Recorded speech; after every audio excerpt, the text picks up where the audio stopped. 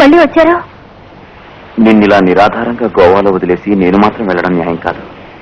నిన్ను కూడా నాతో తీసుకెళ్లాలని వచ్చాను. నేనా?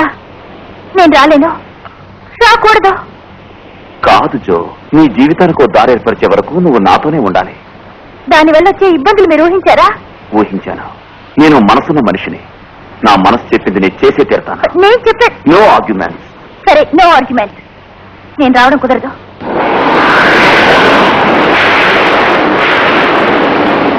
కనిపించకుండా పోయినా మధుమూర్తిని కనిపెట్టేశారట కదా.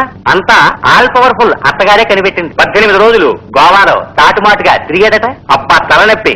అతని వల్లే పిక్చర్ లో పాటలన్నీ అలాగే ఉండిపోయాయి. రేపటి నుంచి రికార్డింగ్ వస్తారని అనుకుంటున్నాం.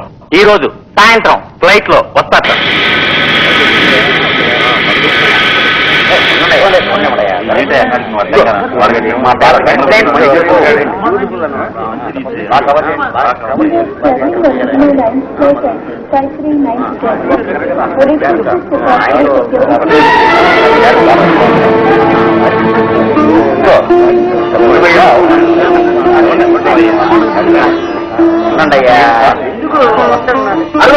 మధుమూర్తి, హాయ్. హాయ్, నమస్కారం సార్. నమస్కారం. Please please.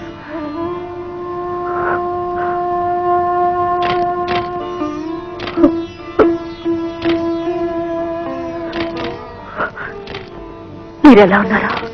నువ్వెలా ఉన్నావు? ఒంట్లో బాగలేదని అబద్ధం చెప్పాను. ఇలా అబద్ధం చెప్పి మీకు ఒక షాక్ ఇద్దామని ఎయిర్పోర్ట్కి వచ్చాను. రాజ్యోతి,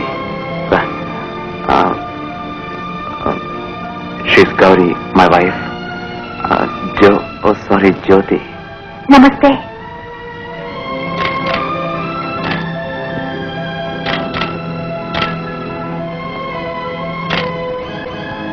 వచ్చింది, మన ఇంట్లోనే ఉంటుంది. ఎవరిది? నమస్కారం సార్. నమస్కారం. మీరు కనిపించి 18 రోజులు అయింది. ఈ అమ్మాయి మీకు తెలిసిన అమ్మాయా సార్? నన్ను ప్రాబ్లమ్స్ లో ఇరికించకండి.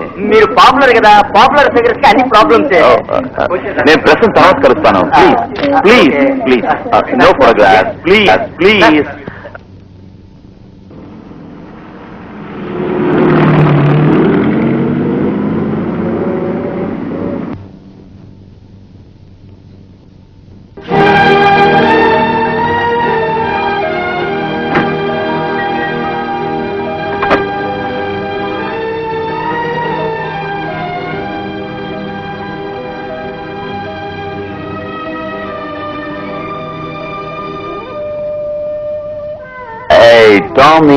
పత్రికల వాళ్ళతో ఇది ఎవరితో మీరు చెప్పలేదు. ఇప్పుడు నేను తెలుసుకోవాలి. అది తెలుసుకుని లోపల కలవ చేస్తావా? అవును. సరే, ఇక మీద తను ఇక్కడే ఉంటుంది. I'm sorry. అడ్డమైన వాళ్ళు ఉండడానికి ఇది సత్రం కాదు. గౌరీ, ప్లీజ్, జ్యోతిని అవమానించకు. ఇంటి ముందు నిలబెట్టావు, ప్లీజ్. ఇది మా అమ్మగారిల్లు. ఎవరిని అనుమతించాలనేది నా ఇష్టం.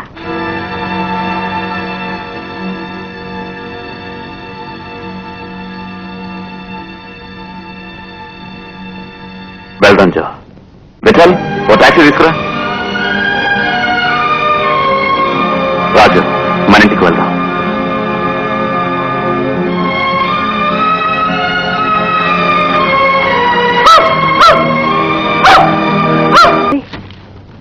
అడ్వకేట్ మాట్లాడలేక పత్రిక ద్వారా మాట్లాడుతున్నాడా? నాకు పత్రిక ద్వారా మాట్లాడడం తెలుసు. ఆయన నాకు విడాకులు ఇవ్వడం లేదు సార్. నేనే ఆయనకు విడాకులు ఇస్తున్నాను. వెయ్యండి సార్ పత్రికలో.